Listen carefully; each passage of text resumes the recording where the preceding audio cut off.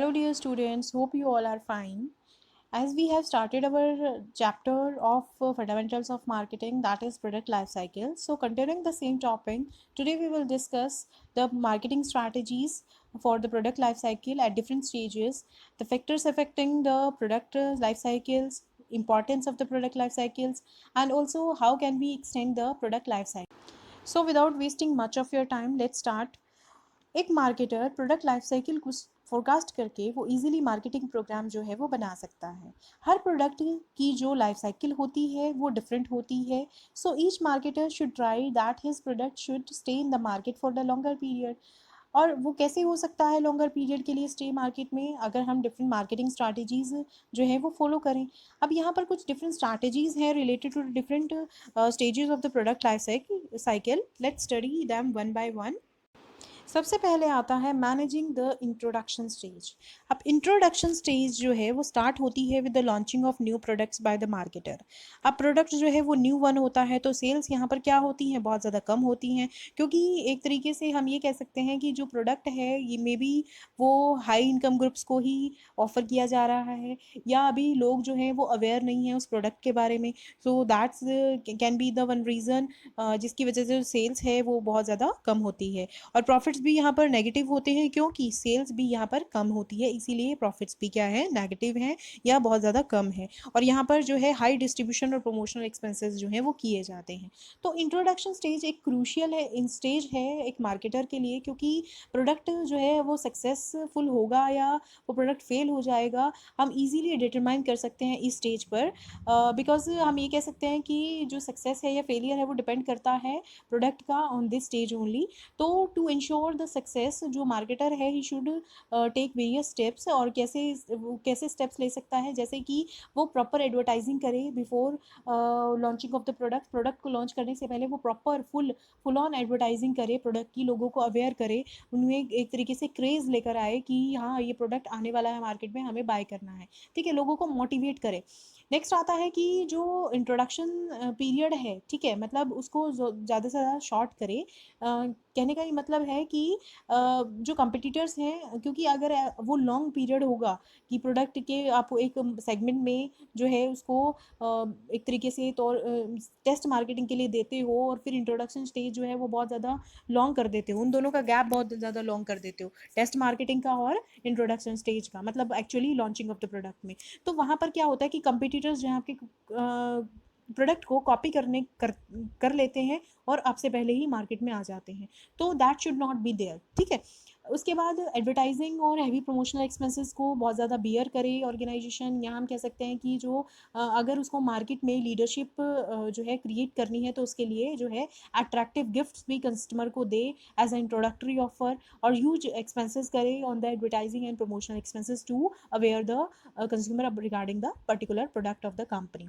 Next है कि discounts जो है वो डीलर्स को दिए जाएँ, अट्रैक्टिव डिस्काउंट्स, और डिस्ट्रीब्यूशन नेटवर्क को सिलेक्ट किया जाए सो दैट यहाँ पर डिस्काउंट्स जो हैं इसलिए दिए जाते हैं डीलर्स को ताकि वो जो है फुल स्टॉक में प्रोडक्ट बाय करें और फर्दर उनको बेचने की कोशिश करें। इसके अलावा जो प्रोडक्ट हैं अगर वो टेक्निकल नेचर के हैं, जैसे मोबाइल फ़ोन, कैलकुलेटर्स, कंप्यूटर्स, तो वहाँ पर स्किमिंग प्राइसिंग पॉलिसी जो है वो अडॉप्ट की जानी चाहिए। अगर प्रोडक्ट सिंपल है तो वहाँ पर पेनिट्रेशन प्राइसिंग पॉलिसी अडॉप्ट की जानी चाहिए। अब स्किमिंग प्राइसिंग पॉलिसी और पेनिट्रेशन प्राइसिंग पॉलिसी क्या है? स्किमिंग का मतलब होता है, स्किम मतलब कि एक तरीके से जैसे दूध पर मलाई आती है ना, हम उसको उतारते हैं। ठीक है, तो वही चीज़ करनी चाहिए जब भी आप न्यू प्रोडक्ट को, इन केस यहाँ पर अभी मैंने बोला कैलकुलेटर, मोबाइल फ़ोन्स, इनके प्राइजेस यूजुअली क्या होते हैं, बहुत ज़्यादा हाई होते हैं जब भी ये प्रोडक्ट लॉन्च किए जाते हैं मार्केट में। तो यहाँ पर इन प्रोडक्ट के प्राइजेस को हाई करने का ये मेन मोटिव होता है कि जो है before the entry of the competitors हम सारे मार्केट को एक तरीके से ऑक्यूपाई कर लें। ठीक है, तो यहाँ पर जो है यहाँ पर प्रोडक्ट के प्राइसेस जो हैं वो हाई फिक्स किए जाते हैं। ठीक है, बाद में after the competitor enter in the market या तो हम इसको लो कर देते हैं या हम अपने ही प्राइसेस पे फिक्स रहते हैं। नेक्स्ट, पेनिट्रेशन प्राइसिंग पॉलिसी का मतलब होता है यहाँ पर जब भी हम प्रोडक्ट को इंट्रोड्यूस करें मार्केट में तो हम लो प्राइस पे फिक्स करें ताकि जो हमारी सेल है वो इंक्रीज़ हो और ज़्यादा से ज़्यादा प्रॉफिट कमाएं हम। ठीक है, तो जैसे ही हमारी सेल्स जो है बढ़ती जाएगी, हमारा नाम जो है मार्केट में जो है वो एक तरीके से ब्रांड जो है वो पॉपुलर हो जाएगा, तो उसके बाद हम जो है हाई प्राइसेस फिक्स कर देते हैं प्रोडक्ट के। तो ये दो प्राइसिंग स्ट्रैटेजीज जो है वो फॉलो की जाती है एट द इंट्रोडक्टरी स्टेज। इसके अलावा honesty, hard work, leadership, foresightedness, that must be the personal feature of the marketer. Marketer हमारा ऐसा होना चाहिए that should be hard working, honestly वो वर्क करे, उसमें लीडरशिप क्वालिटीज़ होनी चाहिए, वो एक तरीके से उसकी सोच जो है वो दूर की होनी चाहिए कि हमारा जो ऑर्गेनाइजेशन है वो फ्यूचर में ऐसे होगा, ठीक है। ही शुड बी फोरसाइटेड, ठीक है। तो ये जो है डिफरेंट स्ट्रैटेजीज जो है वो अडॉप्ट की जाती हैं एट द इंट्रोडक्शन स्टेज, और यही मार्केटर को अडॉप्ट की करनी चाहिए, ठीक है। सेकेंड आता है, second stage is growth stage.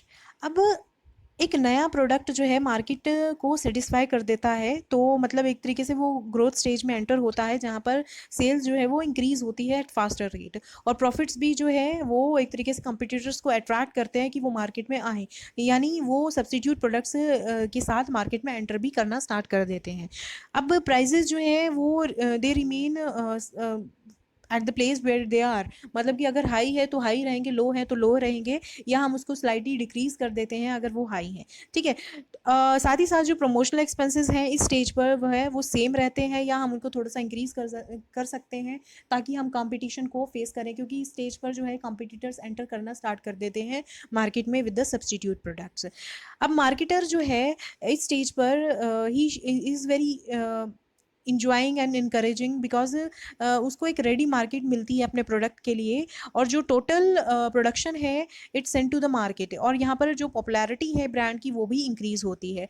तो यहाँ पर डिफरेंट मार्केटिंग स्ट्रैटेजीज एक मार्केटर अडॉप्ट करे, जैसे कि वो प्रोडक्ट की क्वालिटी को इम्प्रूव करे, न्यू फीचर्स ऐड करे प्रोडक्ट में, प्रोडक्ट स्टाइल को इम्प्रूव करे, न्यू मार्केट में भी वो एंटर कर सकता है to expand the market shares, and moreover promotional activities को भी इंक्रीज करे ताकि और ज़्यादा लोग आपके प्रोडक्ट के रिगार्डिंग अवेयर हों और आप कंपटीटर्स को टफ कंपटीशन दे सकें। साथ ही साथ प्राइस जो है प्रोडक्ट का वो रिड्यूस भी किया जा सकता है लोगों को अट्रैक्ट करने के लिए। साथ ही साथ हम ये कह सकते हैं कि जो न्यू वर्जन्स हैं, मॉडल्स हैं, डिफरेंट साइजेस, प्राइस रेंज, वो इंट्रोड्यूस किए जाएँ ताकि हम different section of the peoples की नीड्स को कैटर ऑन कर सकें या हम उनको मीट कर सकें। साथ ही साथ हम ये कह सकते हैं जो डिस्ट्रीब्यूशन चैनल्स हैं उसको भी बहुत ज़्यादा स्ट्रॉन्ग बनाएं ताकि हम प्रोडक्ट को ईजीली अवेलेबल करा सकें to the maximum masses.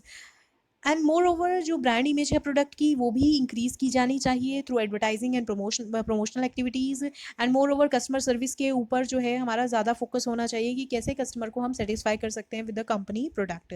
More over changing the market product and marketing mix, मतलब हमें डिफरेंट मार्केटिंग मिक्स जो है हम चेंज कर सकते हैं, हम मार्केट को चेंज कर सकते हैं, मतलब एक मार्केट से दूसरे मार्केट में हम अपने प्रोडक्ट को लॉन्च कर सकते हैं, प्रोडक्ट में डिफरेंट फीचर्स ऐड ऑन कर सकते हैं। तो इस स्टेज में हम ये कह सकते हैं ग्रोथ स्टेज में कि हम लॉट ऑफ मनी स्पेंड करके on the product improvement, promotional and distribution एक फर्म जो है डोमिनेंट पोजीशन मार्केट में कैप्चर कर सकता है।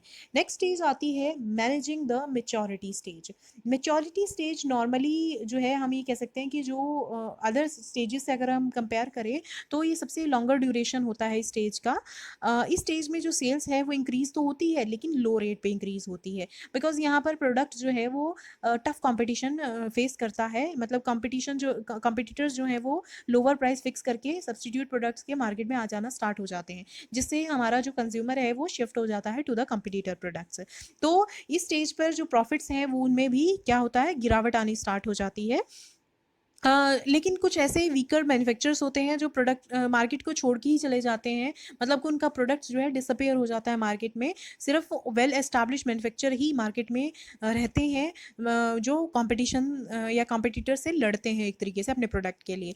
तो हर मार्केटर के लिए ये स्टेज बहुत ज़्यादा इंपॉर्टेंट है, बिकॉज आफ्टर दिस जो डिक्लाइनिंग स्टेज स्टार्ट हो जाती है तो हर मार्केटर ट्राई करता है कि वो ड्यूरेशन जो है मेच्योरिटी स्टेज की वो इंक्रीज़ करे bye adopting the various strategies, जैसे कि वो क्वालिटी जो है प्रोडक्ट की वो इम्प्रूव करता है, साथ ही साथ वो सम न्यू मॉडल्स भी प्रोडक्ट के इंट्रोड्यूस करना स्टार्ट कर देता है। एंड मोर ओवर जो नॉन यूज़र हैं प्रोडक्ट के उनको यूज़र बनाने की कोशिश करता है, साथ ही साथ प्रॉपर अटेंशन दी जाती है कि कैसे हम यूसेज इंक्रीज कर सकते हैं among the current customers, and also some new users of the products are introduced to the masses, ठीक है, कंज्यूमर को बताए जाते हैं।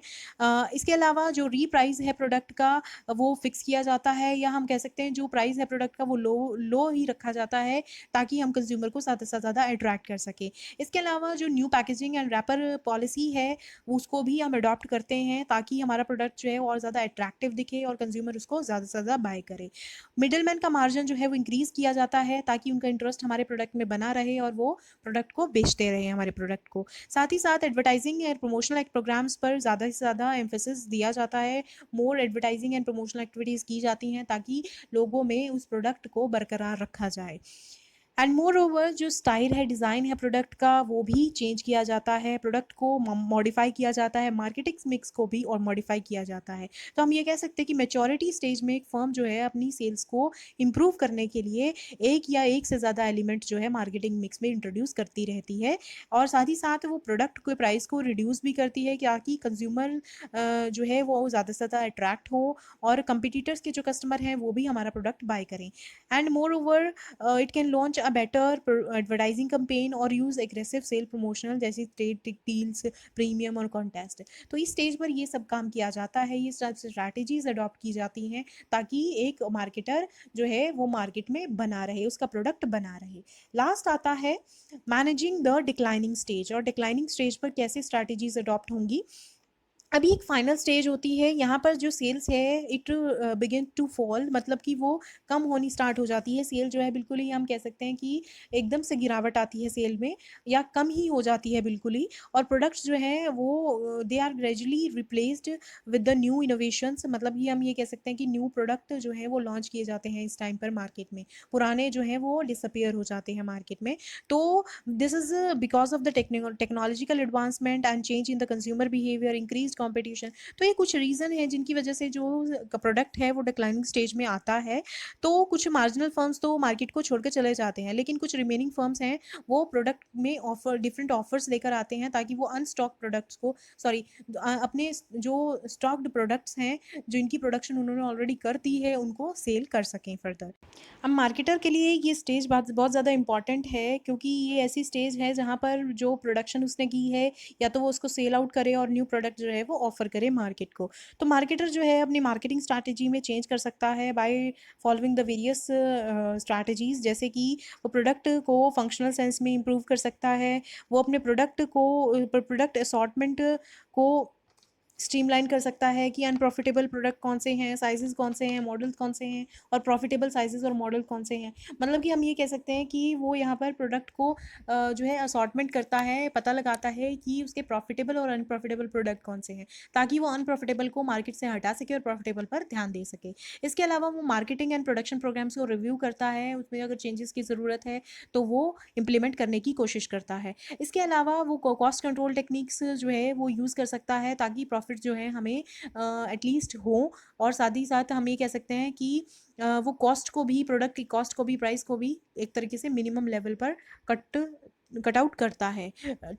इसके अलावा इकोनॉमिक पैक्स और मॉडल्स जो है वो इंट्रोड्यूस कर सकता है मार्केट में to revive the market, and moreover he can adopt a selective promotional of the product ताकि वो डिस्ट्रीब्यूशन कॉस्ट को रिमूव कर सके, या एक तरीके से हम कह सकते हैं रिड्यूस कर सके।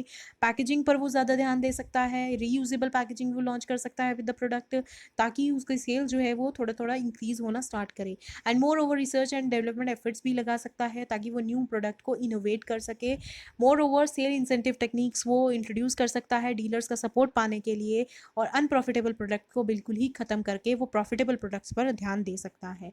इस स्टेज में जो मार्केटर है he should pay more attention towards the ageing products, मतलब उनका जो फर्स्ट टास्क होना चाहिए is to identify those products which are going towards the decline stage by regularly viewing the sales, market shares, cost and profit trends.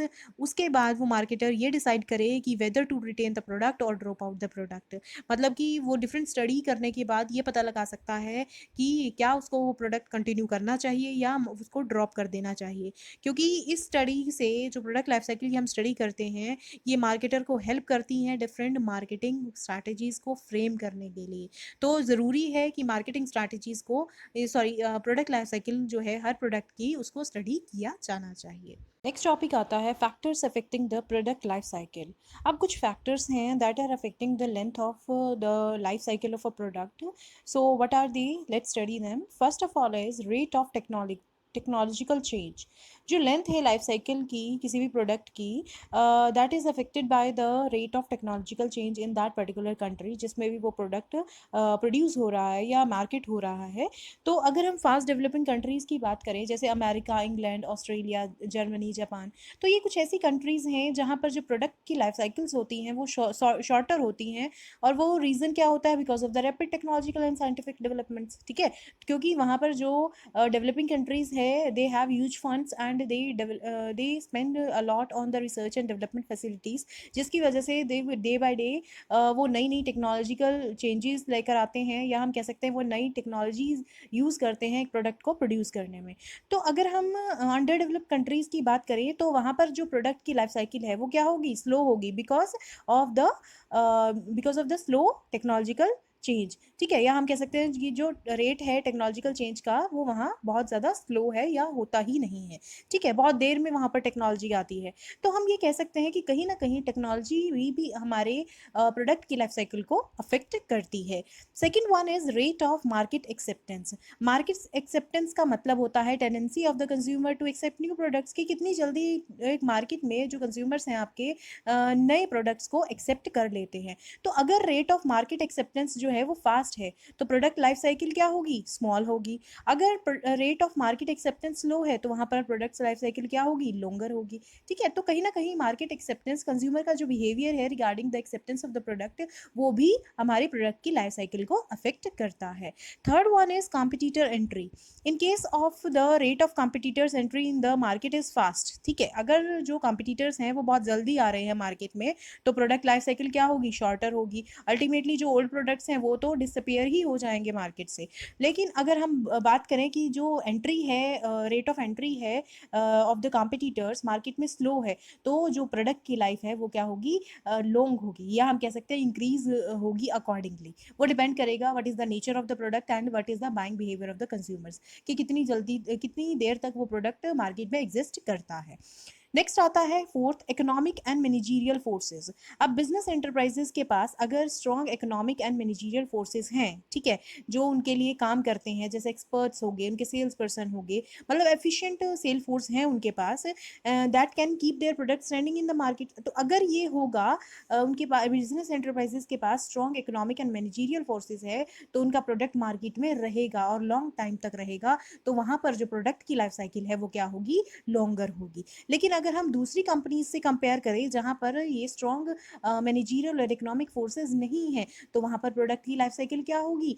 Slow होगी। ठीक है, तो हम ये कह सकते हैं कि जो कंपनी के प्रोडक्ट की लाइफ साइकिल है उसकी जो लेंथ है that is affected by the various factors like supply of money, price level, purchasing power of the consumer. तो ये कुछ सर्टेन फैक्टर्स हैं जो हमें बेसिकली ये कहते हैं कि हमें इन फैक्टर्स को ध्यान में रखना चाहिए एक मार्केटर को, जब भी वो एक तरीके से प्रोडक्ट लाइफ साइकिल को फोरकास्ट करे या प्रोडक्ट को इंट्रोड्यूस करे मार्केट में। Fifth point is protection by patent. Patent क्या होता है? Patent basically, patent grants monopoly rights to manufacturer और डिस्ट्रीब्यूटर्स। कोई भी मतलब एक तरीके का कॉपी राइट है जो कोई भी मैन्युफैक्चरर्स है, डिस्ट्रीब्यूटर है, डीलर है, वो आपके प्रोडक्ट को एक तरीके से हम ये नहीं कह सकते कि वो अपना बता के नहीं सेल कर सकता। ठीक है, तो वो होता है पेटेंट। तो अगर तो जो लाइफ है प्रोडक्ट की वो लॉन्गर होगी इन केस अगर प्रोटेक्शन प्रोवाइड है आपके प्रोडक्ट की। ठीक है, यानी पेटेंट राइट है आपके पास, तो अल्टीमेटली जो प्रोडक्ट लाइफ साइकिल है वो क्या होगी? लॉन्गर होगी। अगर प्रोडक्ट पेटेंटेड नहीं है तो उस केस में प्रोडक्ट की जो लाइफ है वो क्या होगी? शॉर्ट होगी। नेक्स्ट आता है रिस्क बियरिंग कैपेसिटी। एक बिजनेस अगर एक्सेसिव रिस्क बियर करता है तो उसकी प्रोडक्ट की लाइफ साइकिल क्या होगी? बड़ी होगी, मतलब लॉन्गर होगी। ठीक है, अगर वो रिस्क नहीं उठाता तो उस केस में उसकी लाइफ साइकिल क्या होगी? इस प्रोडक्ट की शॉर्टर होगी। अब रिस्क का मतलब यहाँ पर है कि वो नई फीचर्स ऐड करता है, मतलब एक तरीके से एक नया प्रोडक्ट प्रेजेंट करता है कंज्यूमर के आगे, तो एक तरीके से रिस्क उठा रहा है वो। ठीक है, नेक्स्ट आता है seventh point that is personal strategy. अब डिफरेंट स्टेजेस होती हैं प्रोडक्ट लाइफ साइकिल की। अब हर स्टेजेस जो है they require personal with various abilities and capacities. For example अगर हम बात करें कि एक कंपनी है, वो रिसर्च एंड डेवलपमेंट स्पेशलिस्ट की उसको ज़रूरत होती है इंट्रोडक्टरी स्टेज में, मार्केट एक्सपर्ट की ज़रूरत होती है ग्रोथ स्टेज में, फाइनेंशियल और ओवरऑल मैनेजमेंट एक्सपर्ट की ज़रूरत होती है डिक्लाइन स्टेज में। तो हर मैनेजमेंट एक्सपर्ट्स का, हर डिफरेंट स्पेशलिस्ट का हर एक स्टेज पर जो है एक कमांड होती है, ठीक है। तो अगर ये रिक्वायरमेंट पहले ही प्रिडिक्ट की जाए एडवांस में, तो फर्म जो है वो एक तरीके से required personal at that time किसी भी स्टेज पर प्रोवाइड कर सकता है। तो उस केस में प्रोडक्ट की लाइफ क्या होगी, लॉन्गर होगी, ठीक है। और रिवर्स सिचुएशन होगी in the reverse circumstances. Clear. Last आता है गवर्नमेंट पॉलिसी। नाउ डेज जो गवर्नमेंट के डिसीजंस हैं, रेगुलेशंस हैं, वो भी कहीं ना कहीं बिजनेस के डिसीजंस को अफेक्ट करते हैं। तो हम ये कह सकते हैं कि जो प्रोडक्ट लाइफ साइकिल है that is affected by the government policies regarding production, packaging, distribution, pricing etcetera. तो ये सब चीज़ें हमें ध्यान रखनी होती हैं। गवर्नमेंट एक ऐसा फैक्टर है जो अगर गवर्नमेंट, बिकॉज अब इंडिया की अगर एग्जाम्पल लें तो गवर्नमेंट यहाँ पर हर 5 साल बाद चेंज होती रहती है, तो उनके लेजिस्लेशन, उनके लॉज, उनके रूल्स रेगुलेशंस बदलते रहते हैं रिगार्डिंग द बिजनेस। तो वो कहीं ना कहीं हमारे बिजनेस के डिसीजंस को अफेक्ट करते हैं। तो वो प्रोडक्ट लाइफ साइकिल को भी अफेक्ट करेंगे किसी भी प्रोडक्ट।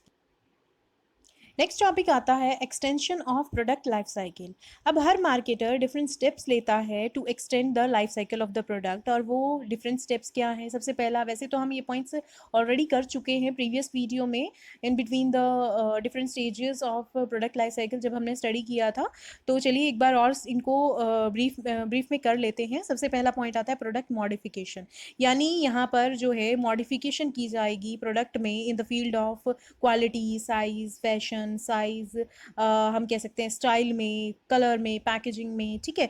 तो कहीं ना कहीं प्रोडक्ट में को मॉडिफाई किया जाएगा, एक नए तरीके से प्रेजेंट किया जाएगा कंज्यूमर के सामने। तो यहाँ पर जो प्रोडक्ट लाइफ साइकिल है उससे क्या होगी, एक्सटेंडेड होगी, क्योंकि ये हमें हेल्प करती है in the maturity and saturation stage. क्यों, अगर प्रोडक्ट की में मॉडिफिकेशन इंप्रूवमेंट्स हम करते हैं तो it will help the organisation to boost the sales. तो सेल्स इंक्रीज होगी तो अल्टीमेटली प्रॉफिट भी इंक्रीज होगा। नेक्स्ट आता है entry in the new market. अब फॉर एग्जांपल एक मार्केट सेगमेंट में आपने प्रोडक्ट लॉन्च किया हुआ है, तो उसमें इतने ज़्यादा मुनाफा नहीं हो रहा है, तो इट्स बेटर कि आप न्यू मार्केट में अपना प्रोडक्ट जो है वो लॉन्च करें, ठीक है। Same product. अब प्रोडक्ट लाइफ साइकिल जो है it help, it can check the product in entering into the decline stage, ठीक है। तो प्रोडक्ट लाइफ साइकिल को हम अगर चेक करते रहते हैं तो हमें पता चल जाता है कि प्रोडक्ट डिक्लाइन स्टेज में आने वाला है। तो उस केस में तभी एक तरीके से हम ये कह सकते हैं कि सेलर जो है ये डिसीजन ले सकता है कि वो न्यू मार्केट में एंटर करे, ठीक है, instead of bearing expenditure on that particular product in that particular segment और वी कैन से मार्केट, ठीक है। तो यहाँ पर फॉर एग्जांपल अगर कुछ सेलर्स अपने प्रोडक्ट को नॉर्थन इंडिया में सेल करते हैं, तो वो अब अदर कंट्रीज में भी सेल करना स्टार्ट करें, तो इससे क्या होगा, वो मार्केट एरिया उसका एक्सटेंड होगा। नेक्स्ट है थर्ड, प्रमोटिंग फ्रिक्वेंट यूज़। अब यहाँ पर जो यूजेस हैं प्रोडक्ट के उनको हाईलाइट करें, उनको पॉपुलराइज करें in the among the masses, मतलब through advertising, through distribution channels, through various promotional activities. आप एक तरीके से यूजेस को हाईलाइट करें उस प्रोडक्ट के कि कैसे वो प्रोडक्ट जो है बहुत ज़्यादा इंपॉर्टेंट रोल प्ले करता है उनकी लाइफ में, ठीक है, कंज्यूमर की लाइफ में। नेक्स्ट आता है डेवलपिंग डिफरेंट यूजेज। यहाँ पर वेरियस यूजेस जो हैं प्रोडक्ट के वो हेल्प कर सकते हैं in extending the length of the product life cycle. For example Amul milk powder है, ठीक है, उसकी एडवर्टीजमेंट इस चीज़ पर एम्फेसिस करती है कि उस अमूल मिल्क पाउडर से बहुत सारी चीज़ें बनाई जा सकती हैं। अब यहाँ पर हॉकिन प्रेशर कुकर है, वो भी ये उसकी एडवर्टीजमेंट भी ये हाईलाइट करती है उसकी हॉकिन प्रेशर कुकर को यूज़ करके आप डिफरेंट प्रोडक्ट्स को बना सकते हो, डिफरेंट डिशेज आप बना सकते हो। नेक्स्ट आता है फाइंडिंग न्यू यूजेस। अब यहाँ पर ये मेथड यूज़ किया जाता है बाय द ऑर्गेनाइजेशन ताकि वो अपने लेंथ जो है प्रोडक्ट लाइफ साइकिल की उसको एक्सटेंड करें।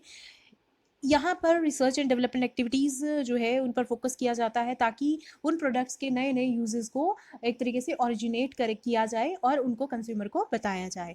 लास्ट आता है use of modern advertising and sales promotional techniques. इन टेक्निक्स का, एडवर्टाइजिंग और सेल प्रमोशनल एक्टिविटीज़ का यूज़ करके हम प्रोडक्ट की लाइफ साइकिल को और ज़्यादा एक्सटेंड कर सकते हैं। लोगों में अवेयरनेस फैलानी है, या हम कह सकते हैं उनमें एक तरीके से आपको उनको मोटिवेट करना है, उनके उनके अंदर की जो एक तरीके से परचेज़ करने की हम कहते हैं जो क्षमता है, उसको आपने और ज़्यादा मोटिवेट करना है ताकि वो आपके प्रोडक्ट को और ज़्यादा परचेज़ करें। Clear? So that's all about the extension of the product life cycle.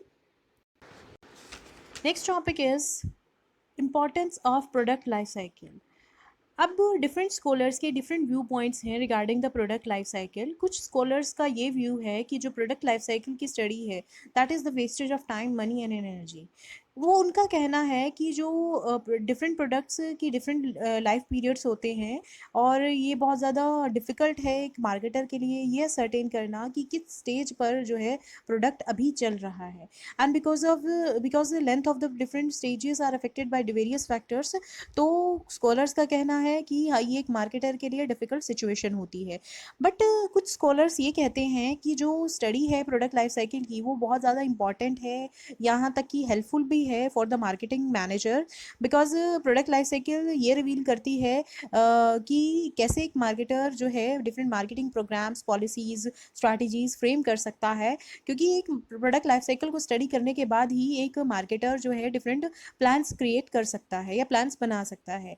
So we can say that जो प्रोडक्ट लाइफ साइकिल कंसेप्ट है, वो एक इम्पॉर्टेंट कंसेप्ट है in forecasting, planning and controlling in the hands of the marketer, or we can say that this is an important tool in the hands of marketer, जिससे marketing plans जो है वो बनाए जा सकते हैं। So here are some points जो highlight करते हैं importance of the product life cycle, कि कैसे एक product life cycle very important tool माना जाता है एक बिजनेस के लिए। तो सबसे पहला पॉइंट आता है हेल्पफुल इन सेल फोरकास्टिंग।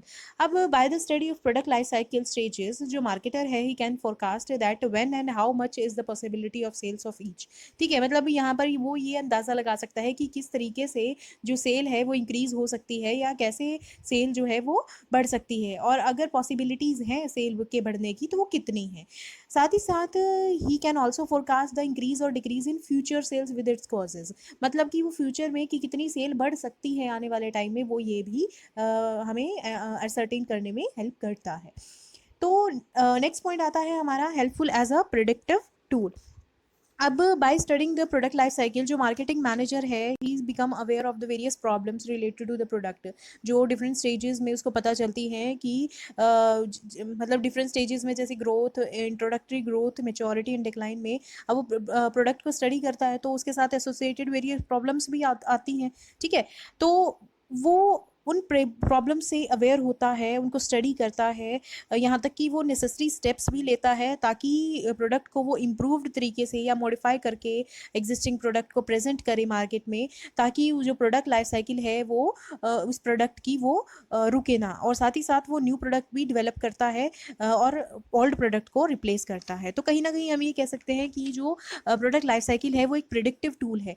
वो फ्यूचर्स को प्रिडिक्ट करने में, या हम कह सकते हैं कि करंटली जो प्रोडक्ट हमने मार्केट में दिया है, उस प्रोडक्ट को किस तरीके से हम और ज़्यादा इम्प्रूव कर सकते हैं as compare to the in relation to the